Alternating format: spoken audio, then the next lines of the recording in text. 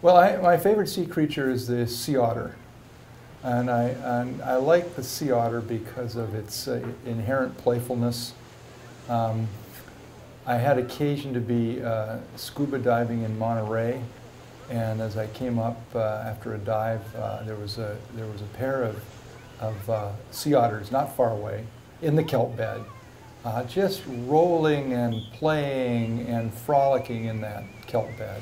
Yesterday, 2 days ago, we were camping at the beach, and there was a sea lion, an adolescent sea lion that washed up too far ashore, and we thought she was dead at first, and she wasn't. She was alive, and just looked at us with those beautiful eyes, and so we got her doused her with water and got a tarp, and saved her. She plumped onto the tarp, and we brought her back out to the ocean. That was It so was cool. wonderful just to be that close Such to a great her. She was experience, beautiful. Favorite sea creature? I think the humpback whale. There's actually, this is kind of embarrassing, but I got involved with, this is kind of a secret, so there we go. So I got involved with NASA partially because I loved Star Trek as a kid. And there was a Star Trek The Voyage Home was a movie where Captain Kirk comes down to right here. There's a fictional Bay Mammal Museum here where Fort Baker actually is, and they had to save the humpback whales and bring them to the future because we had exterminated them in the present. And so that was a real combination of the sea and space, and it's got me into NASA and sustainability. My favorite sea creature is undoubtedly the orca whales, because I live part of the year in a house in Puget Sound where they parade in front of the house 2-3 times a day. I would have to think it's one of the cephalopods. It may be the little blue ring octopus in Australia.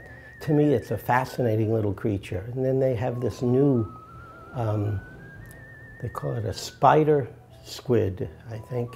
It's yellow and black, very small, at Cape Spencer. Blue ring octopus is very small. They're little tiny things, brightly colored and beautiful, and they're deadly. I don't have a lot of direct experience with sea creatures. I remember really digging whales growing up. And then when I learned how to scuba dive, the whale shark to me was the most fascinating one. I mean, these are sharks that are as big as a school bus, and you can go like dive with them.